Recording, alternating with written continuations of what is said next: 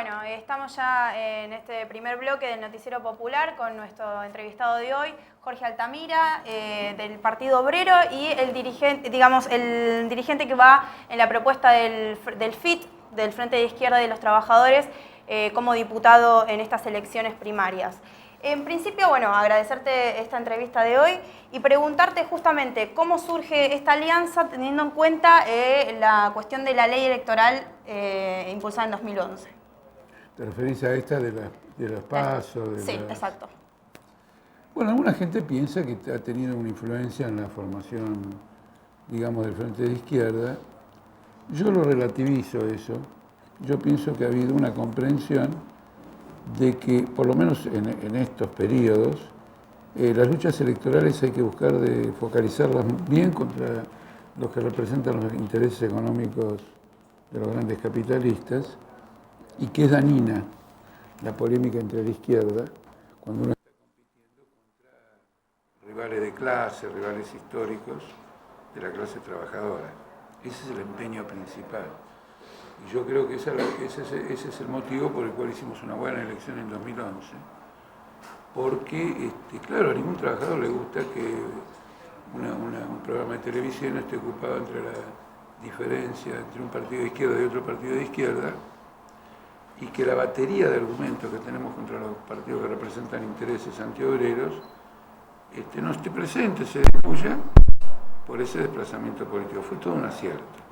Ahora, quiero decir en defensa del Partido Obrero y de mí mismo que hubo 3 oportunidades de armar un frente que hubiera tenido esta implicancia en el año 85, en el 2003, que hubiera provocado un gran revuelo político, distintas circunstancias faccionales, de importancia realmente importantes, no lo permitieron, y el hecho de que en el 2011 se viabilizó y tuvo el resultado que tuvo, me confirmó a mí la hipótesis o la opinión de que aquellos frentes hubieran sido muy importantes. Pero ¿en qué cambia, por ejemplo, en este recorrido histórico que vos haces, en qué cambia la construcción en cuanto a la unidad hacia la izquierda?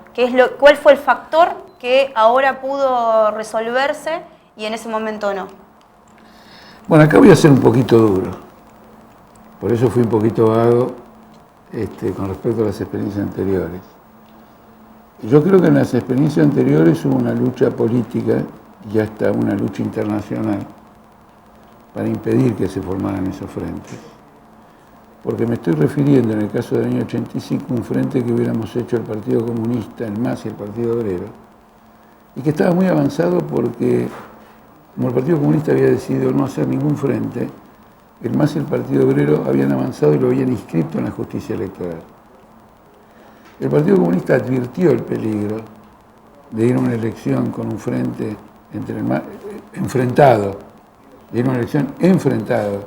a un frente del MAS y el Partido Obrero, se reunió de emergencia y le propuso al MAS que rompiera, y así salió el Frente del Pueblo, después Izquierda Unida, a costa de nuestra exclusión. Nosotros en general, en los frentes políticos, por lo menos a los ojos de los demás, aparecemos como un componente revolucionario. Y en muchas ocasiones los demás quieren que esa característica no quede presente porque piensas que son piantavotos. O, si no son piantavotos, que no van a tener una posición incondicional frente a ciertos problemas internacionales que uno tiene que ser crítico. ¿Me explico? Inclusive crítico si vos apoyás a un gobierno de América Latina, pero si de golpe hizo algunas cosas que no opina lo contrario, no está de acuerdo. Y eso se volvió a repetir en el 2003. Entonces, de alguna manera, algunos de los elementos que bloquearon aquellos frentes están presentes en esta ocasión. Pero es evidente que el hecho de que el Partido Comunista se pasara al kirchnerismo y lo que fue el MAS, es decir, es evidente que el fracaso de esa experiencia de Izquierda Unida ha abonado la posibilidad de un frente de estas características.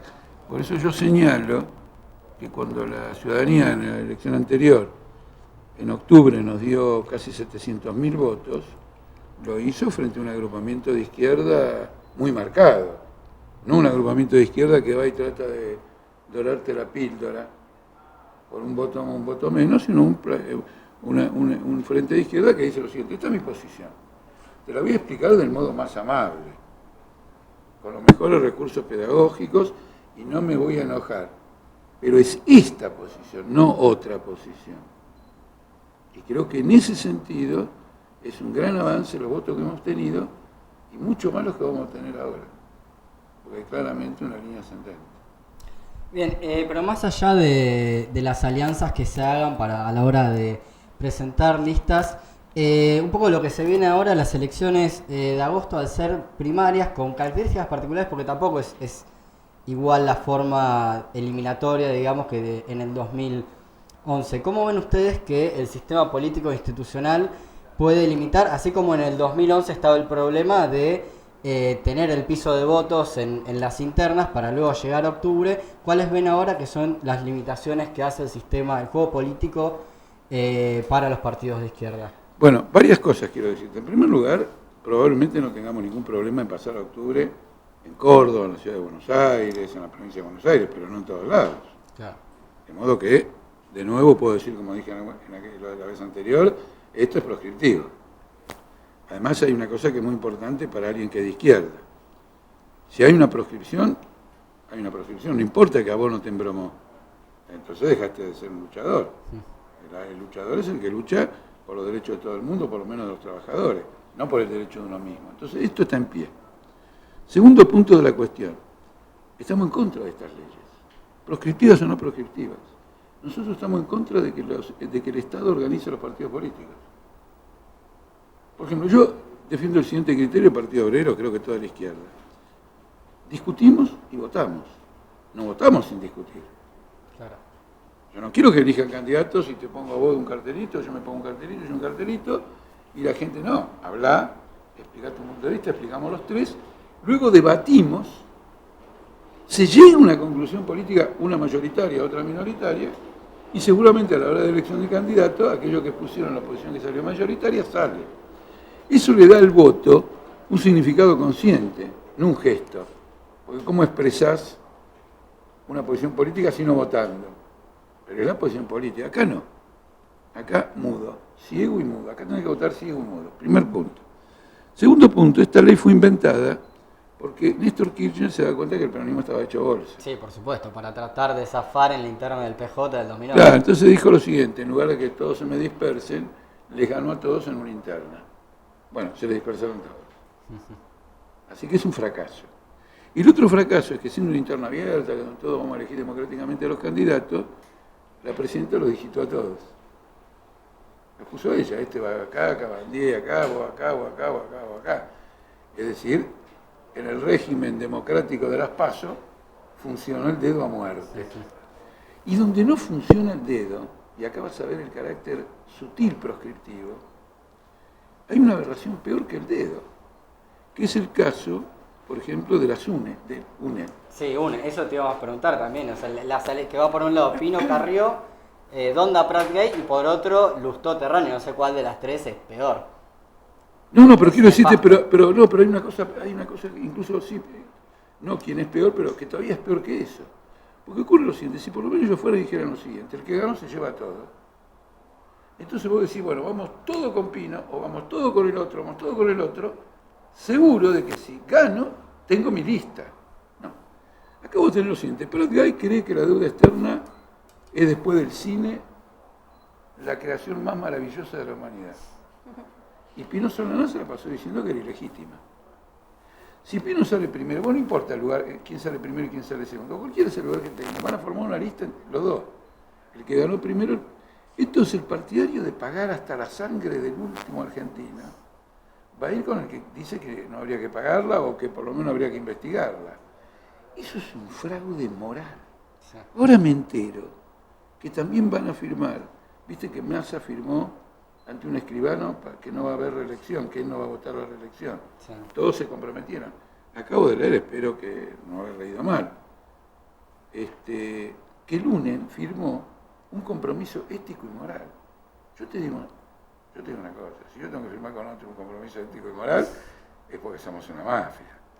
Quiero decir, dos personas normales, si no estaríamos así, la cola ante el escribano sería interminable, porque se supone que hay una honestidad básica entre nosotros. Tienen que ir a firmar un código. Ahora bien, ¿dónde está el fraude ahí? Primero un fraude político. Vos vas a juntar dos tipos completamente diferentes en una lista, con posiciones diferentes y todo lo demás. Y el otro fraude es que la gente no está clara que eso es así. Y cree que si vota por uno gana uno y si vota por el otro otro. Entonces puede haber un tipo que diga lo siguiente: no, yo voy a votar al Frente de Izquierda en octubre, porque esa es mi verdadera posición. Como acá igual en la capital van a pasar, voy a ir a votar a UNEM para que gane Pino. Es una confusión fenomenal. Es una tómbola. La gente va tirando el voto a ver si cae el aro adentro del clavito. Entonces, ahora, ¿esto qué indica? Ya más allá de la crítica, indica un nivel de descomposición del régimen político muy agudo. Eso lo tenemos que tener presente, es decir, no hay un comando político claro, y cuando no hay un comando político es expresión de que no hay una orientación política. Yo digo, nosotros somos muchas veces demasiado críticos, que la clase obrera tiene insuficiencias, etcétera, pero miremos lo que pasa del otro lado. Del otro lado hay una dispersión generalizada de intereses encontrados, y este es un desastre, estas pasos son un desastre absoluto. Nosotros, ¿qué tratamos de hacer? Como si fuera ya la elección general. Nosotros vamos con el programa, no andamos con historias y todo lo demás. En el Frente de Izquierda se discutió hacer una interna, pero a nosotros nos pareció que ir a pelear juntos contra adversarios capitalistas poderosos, empezando por una exhibición de divisiones, no era muy pedagógico, no levantaba la moral de nadie ni nada. Entonces nos empeñamos en decir, miren muchachos, no puede haber una divergencia que no pueda ser superada, aunque nos matemos una noche, total nadie sabe. Y presentamos esa lista. ¿Qué pasa ahí, por ejemplo, puntualmente tocando el tema de las elecciones, por un lado, que digamos son concretas, existen, van primero las primarias, luego las generales, pero qué pasa puntualmente con la construcción, digamos, por separado de la cuestión coyuntural de las elecciones? Digo esto pensando en la construcción política y cómo, digamos, cómo juega justamente en este juego electoral, por esto que vos decías antes también, por esta chicana que viene de muchas veces de parte de muchos sectores, de que el carácter revolucionario muchas veces es piantavoto. ¿Qué pasa con la construcción política? Bueno, mira, yo te voy a decir una cosa. Vos haces una pregunta que la hace mucha gente, etcétera, inquieta porque tiene afanes de transformación, pero no sabes hasta qué grado vos estás tocando el balance de los 70. ¿Por qué el balance de los 70? El balance de los 70, que organizaciones revolucionarias que desempeñaron la lucha armada, etcétera, con la consigna de que vuelva Perón. Sí, bueno, había No, organizaciones y organizaciones. No, había organizaciones y las otras acompañaban de alguna manera críticamente a la principal que decía, sí, estamos por la vuelta de Perón. Yo te puedo demostrar documentadamente que el único partido que dijo que Perón venía para cagarnos a todos fuimos nosotros. ¿Ya se llamaba Partido Obrero en ese entonces? Política obrera. Y lo dijimos abiertamente, era una conclusión que teníamos de muy lejos. No es que... El Partido Revolucionario de los Trabajadores también tenía la misma postura, digo, no la misma postura que el partido... No, te voy a explicar por qué, con todo respeto por los compañeros, porque además eran compañeros nuestros, con todo respeto. La diferencia era que tiene que ver, porque quiero llegar a la pregunta tuya, con todo respeto. Nosotros no decíamos que había que impedir que venga Perón. No, al contrario, tenía su derecho a impedir y todo. Pero eso decíamos, políticamente viene a esto. Las organizaciones que, en cierto modo, tenían las posiciones más próximas a nosotros, ponían énfasis en el derecho de Perón a venir. No énfasis en a qué viene. Era claro que si las dictaduras militares que lo tuvieron a Perón afuera de 18 años, lo llamaban a venir, era para jugar un rol contrarrevolucionario. En la izquierda, no solo en Montoneros, existía la idea que hablar de esa manera de Perón no era piantar votos, porque nadie buscaba votos, era piantar pueblo peronista. Pero hay un momento en política, en los momentos graves, que no tenés que pensar en lo que piantás.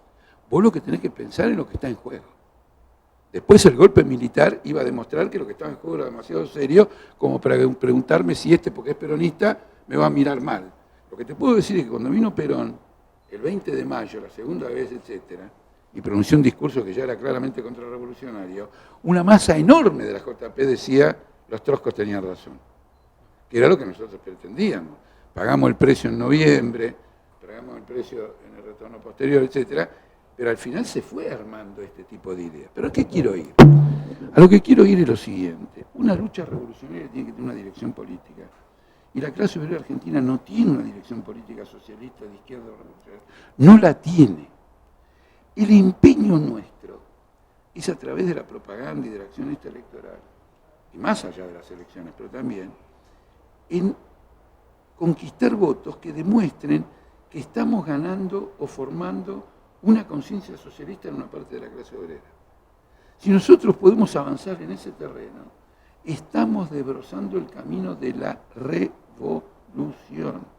Esto no lo digo en Barricada TV, esto en América 24, con Orlando Ferreres enfrente, que me dijo que yo era muy poético porque había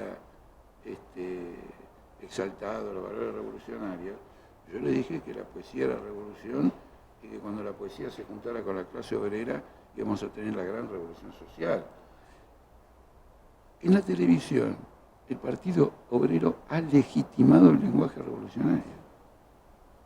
No es que uno tiene un lenguaje revolucionario y entonces todo el mundo dice, uy, mira, viene un loco ahí a apagar la televisión, capaz que se rompe la pantalla. Argumentando y argumentando y argumentando. Ahora, suena gris cuando uno piensa en términos heroicos, pero ocurre lo siguiente, que los grandes revoluciones de toda la historia, primero derrotaron intelectualmente a la burguesía antes de derrotarla por la lucha armada. Siempre, el mismo Fidel Castro. Quiero decir, para no decir, viste, qué sé yo, los grandes clásicos y todo lo demás, para tomar un ejemplo de Argentina, una lucha muy importante. Mira, a este mismo Ferrer, mirá qué casualidad, las 2 veces me tocó con él. Yo le señalé un discurso de Chávez, que yo lo considero el testamento de Chávez. Un tipo que vos veías que estaba quebrado por una enfermedad, agarró un papel como este, así, agarró. Y el papel tenía el programa de Capriles. Y durante 45 minutos lo hizo pelota. Pero lo hizo pelota, quiero decir, no es que él quiso hacerlo pelota. Él quiso hacerlo pelota y yo, que estaba mirándolo por la televisión, yo me di cuenta que lo estaba haciendo pelota. El último acto de su vida política fue explicarle al pueblo venezolano todas las características políticas de su principal adversario. Todas las características políticas de su principal adversario. Igual ahí es interesante hacer un paralelo porque yo creo que hay dos cuestiones que se mezclan, digamos, muy bien. Por ejemplo, el caso de Venezuela, en el cual, no podemos desconocer que la mitad de la población, por más que nosotros apoyemos el proceso bolivariano, la mitad de la población votó a Capriles. ¿Sí? Ahí hay un voto que está claro y que es una disputa, digamos, política y simbólica que tiene que dar el chavismo en ese sentido.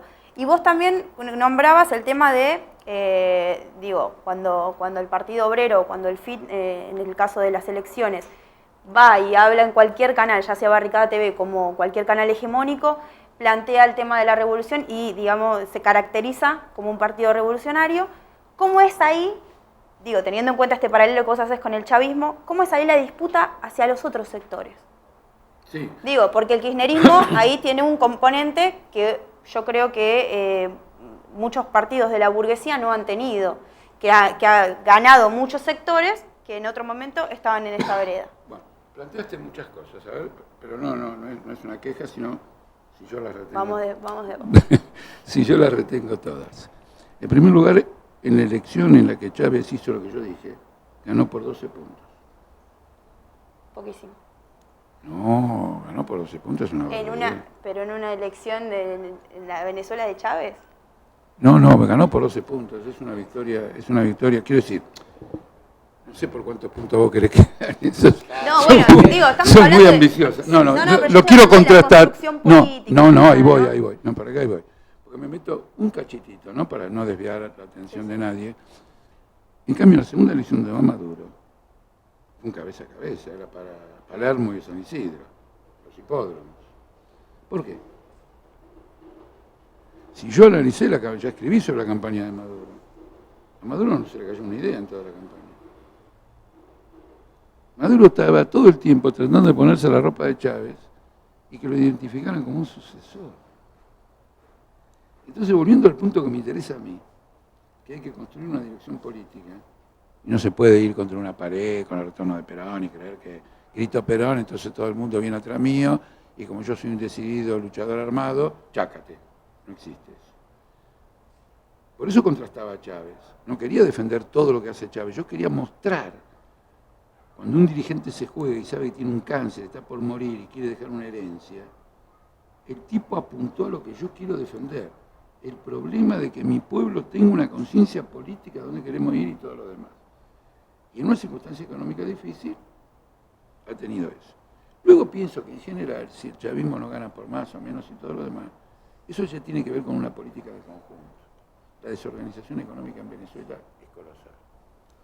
Y yo tengo posiciones muy firmes al respecto porque, como siempre digo, soy un sectario de mierda porque nunca conocí un escuálido en Venezuela. Es mucho, nunca uno. No me topé con uno. Evidente que me muevo en círculos marcadamente limitados. Las críticas, porque además he dado conferencias, he invitado a discutir con el propio gobierno, las críticas internas son muy claras. Eso que nosotros son muy claras, hay discusión y todo lo demás. Entonces me doy cuenta de la naturaleza de los problemas.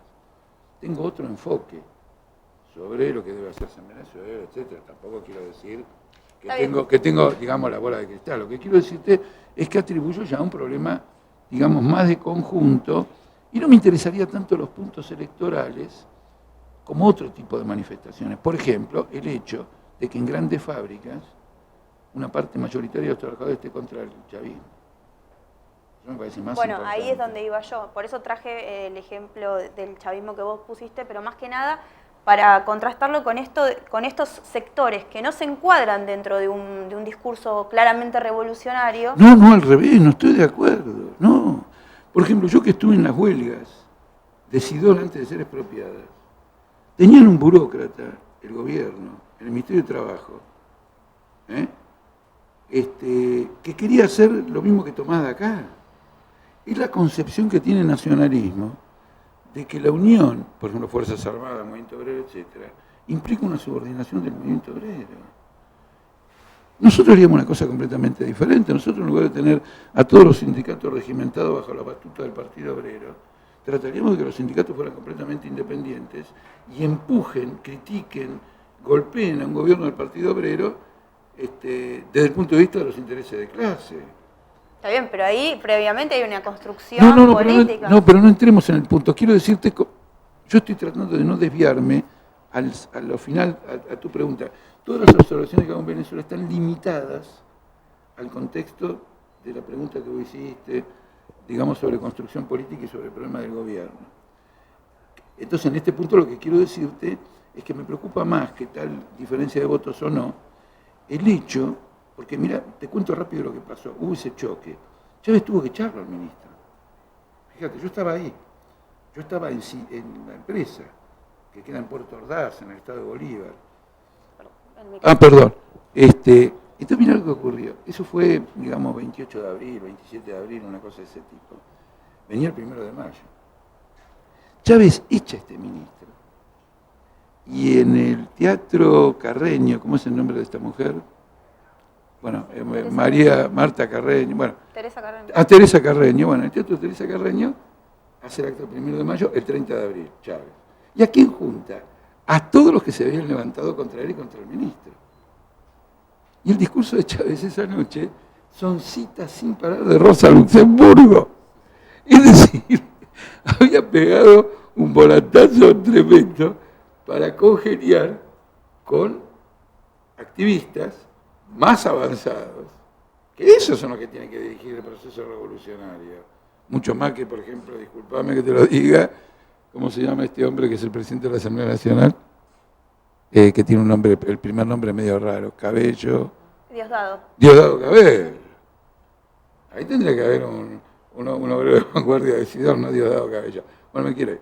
Ahora, el kirchnerismo, lo que ha hecho al comienzo, es un trabajo de reconstrucción política.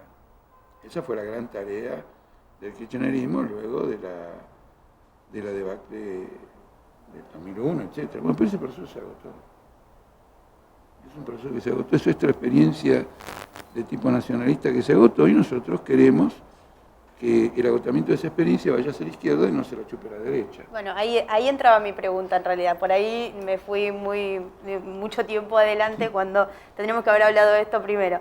Ahí es donde te pregunto cómo se le da la discusión a esos sectores que hoy sí podrían encuadrarse dentro del kirchnerismo, pero que en otro momento daban la discusión de otra manera.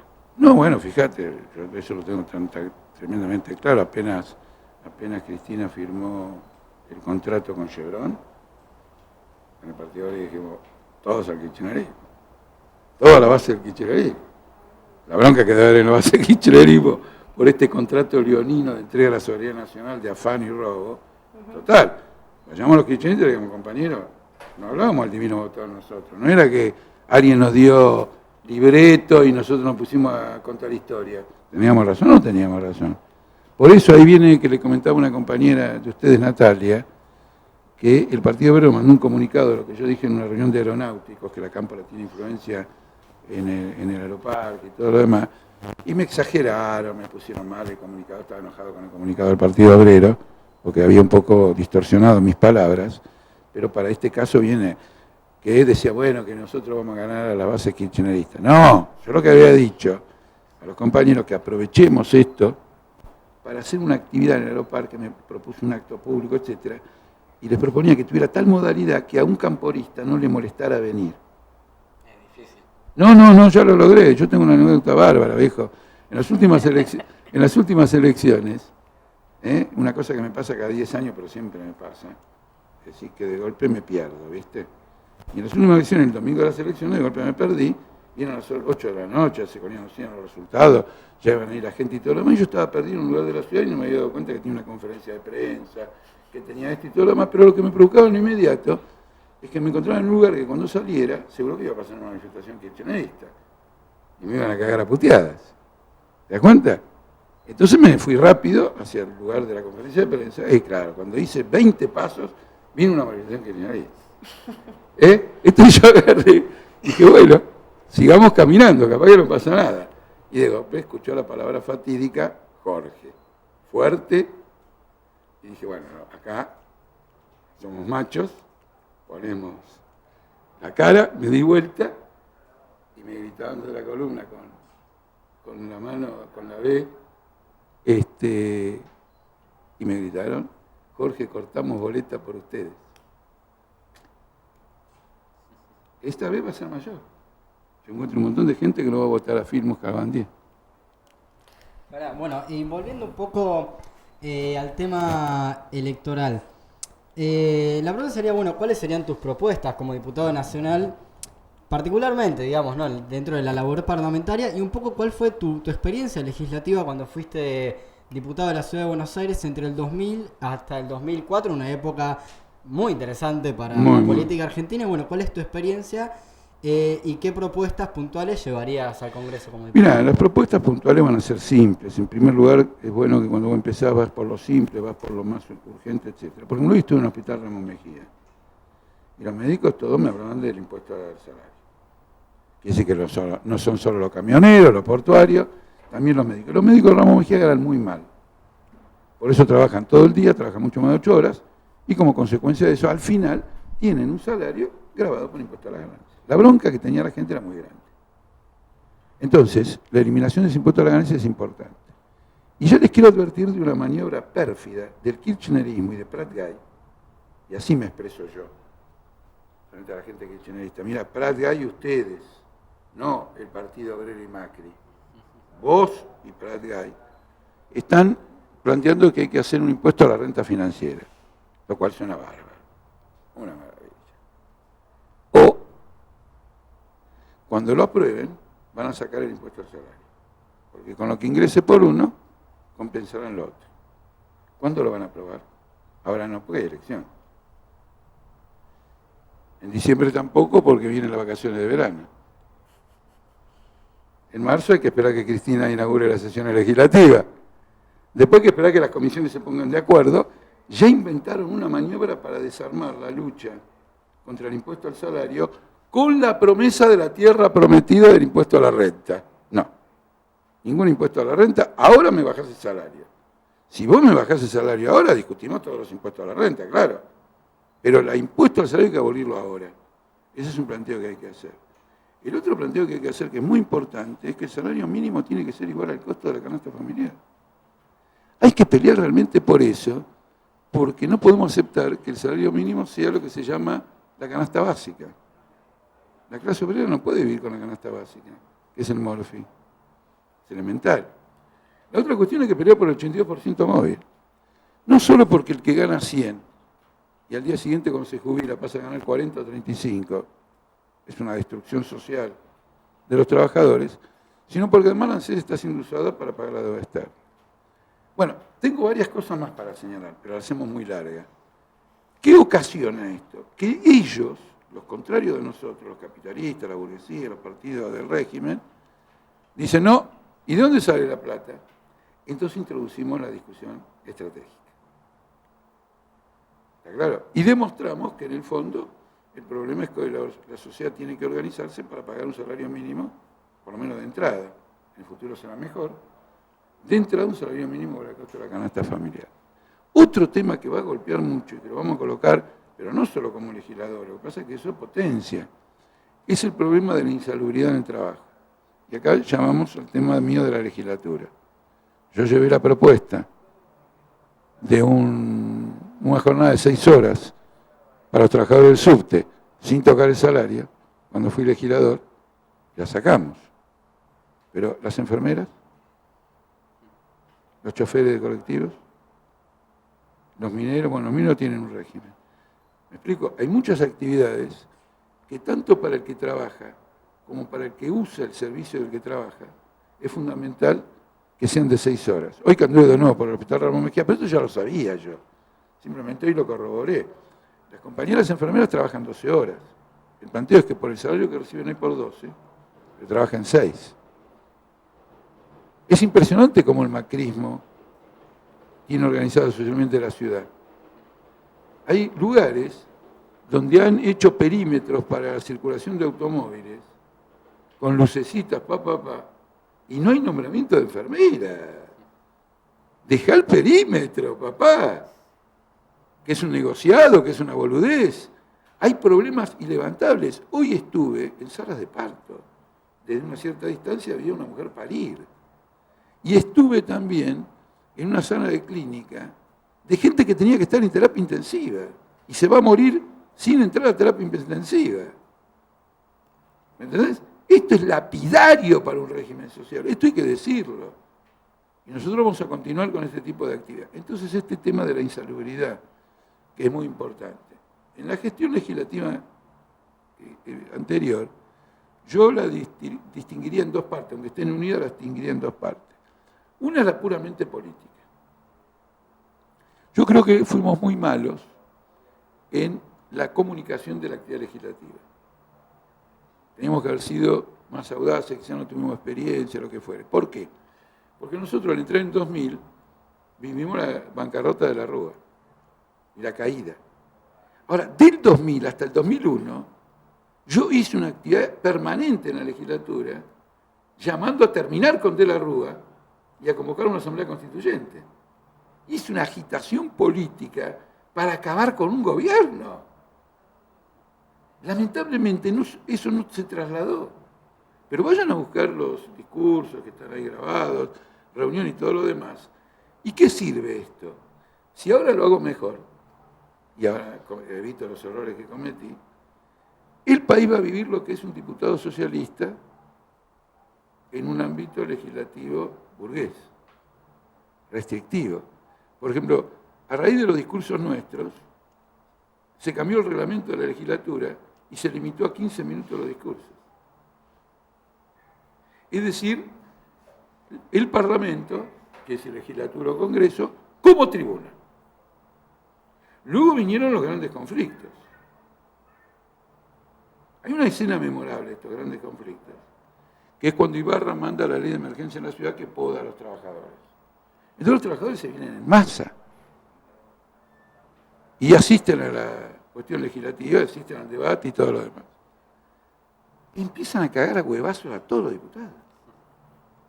Es una escena memorable, porque al rato el recinto quedó vacío.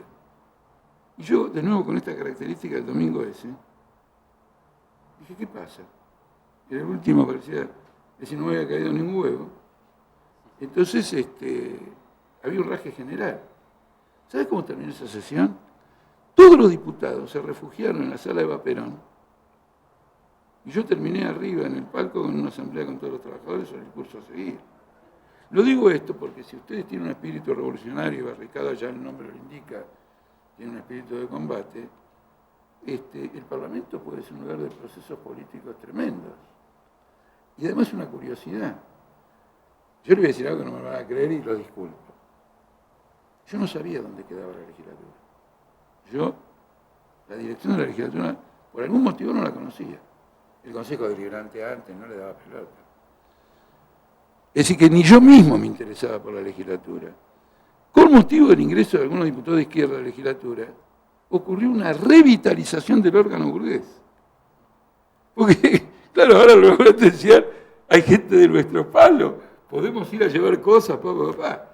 Es decir, que antes de agotar la institución, esta que es una institución proscriptiva, porque vos le das el voto a un tipo y el tipo te caga 4 años seguidos. Es una institución proscriptiva, lo digo públicamente. El primer fase de esta institución proscriptiva con el ingreso de la izquierda es que revive. La gente se cree que ahora ya no va a ser proscriptiva. Estaríamos haciendo un trabajo podrido, porque con nuestro ingreso alimentamos la ilusión. Pero por primera vez ellos van a hacer la experiencia concreta, porque se van a enfrentar físicamente con diputados y van a ver a las otras clases sociales peleando. Y después lo que él seguramente quería saber, fuera del problema del subte, algunas votaciones muy importantes. Yo me hice cargo de presentar 2 proyectos de recuperación de fábricas, que fueron Bruckmann y Grisinópolis. Y lo que distingue los proyectos míos es que yo iba a fondo en la expropiación. Es decir, se acabó, no había que indemnizar nada y por lo tanto nada de lo que los trabajadores acumularan como beneficio, como consecuencia de actividad, tenía que ser separado para indemnizar a nadie. Todo eso sigue colgado del pincel, ¿eh? Las expropiaciones no están consumadas. Y las sin ir más lejos, el caso puntual de IMPA, ¿no? Por eso no, quiero decir, yo les dije, no. ¿Ustedes creen que esta gente va a alargar algo? No va a alargar. Lo dejamos así. Y entonces me dice, Jorge, si no sale, como vos lo querés, dije, tengo un plan B. Quiero decir, hacemos el planteo de lo que debe ser. Pero si para impedir la fábrica que se cierre, Grisinópolis, Bruckmann, para impedir los despidos, hay que transar con que el gobierno va a indemnizar o alguna cosa, y bueno. Pero no arranquemos de ahí. ¿Por qué? Porque si transamos, que quede un programa de lucha a seguir.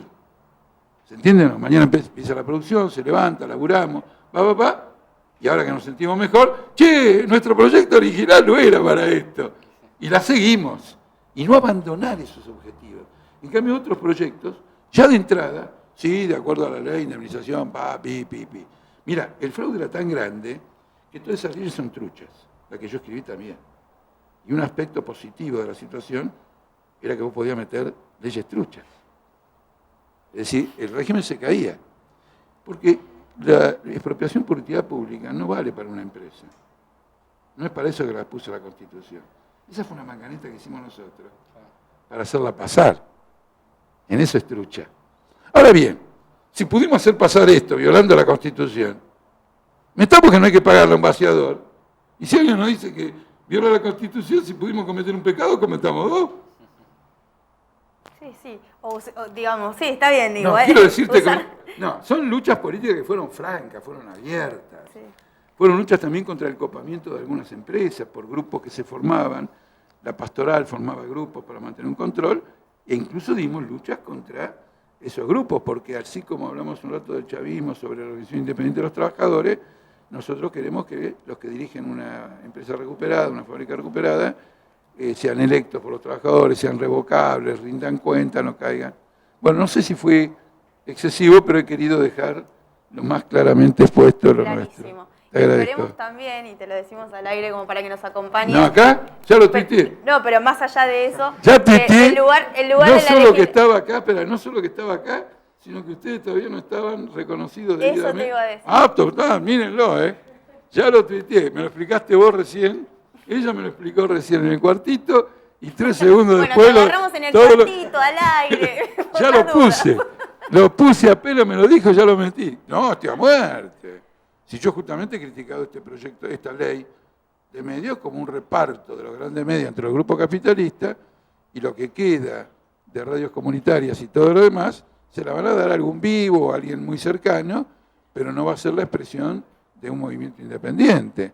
Y protesté en su momento con esos 100.000 pesos para comprar una licitación, y etcétera, etcétera, etcétera. Así que estoy a muerte con ustedes. Bueno, esperemos que nos Bueno, sigas ojalá después acompañando. le podamos decir a los kirchneristas, como le decís vos con lo de Chevron, vieron que teníamos razón. Ahora con el tema de Sabatella, que nadie nos cree que la ley de medios no se aplica por culpa de Sabatella. Vos que conocés más del tema, son 2 de 164 artículos, o sea, ojalá algún día los kirchneristas nos crean que son ellos mismos los que impiden que se cumpla la ley de medios. No, es así, y te voy a decir una cosa, vos fíjate el concepto regimentador. Ustedes tampoco tienen 4 o 5 puntos de rating diario. Estamos igual que ustedes. Pero no, quiero decir, Vamos con pero es mezquino. ¿Te das cuenta? Se les podría dar. Es mezquino. A nosotros nos pasa lo mismo. Tratan de evitar, como tampoco tenemos 4 o 5 puntos de rating, tratan de evitar que vayamos a grandes discusiones, importantes discusiones, para que no terminemos teniendo los 4 o 5 puntos de rating. Totalmente. Bueno, muchísimas gracias por la visita. Ojalá que estas elecciones sean muy potentes. Bueno, y el para INPA todos los también que se discutió en ese periodo. Claro. Una batalla muy brutal. Además, acá hubo Sí, grupos. varios intentos de desalojo. Claro, no solo intento de desalojo, sino gente que venía para tratar de que INPA no fuera, hubo choques, hubo que defender mucho, hubo una crisis en la CTA. No, fue una lucha durísima, absolutamente durísima. Bueno, pero está de pie y hoy... No, por supuesto. Estos días hablamos de la importancia de la construcción que hubo en INPA y del lugar que tienen hoy los trabajadores que realmente han subido su salario a escalas que en otro momento no lo hubiesen No, pensado. absolutamente, eso me parece una gran conquista movimiento obrero, y ahora en una renovada etapa de crisis de lucha volverá a darse esa conjunción de piqueteros, obreros, fábricas recuperadas con absoluta certeza, y ahí el frente de izquierda fructificará y florecerá.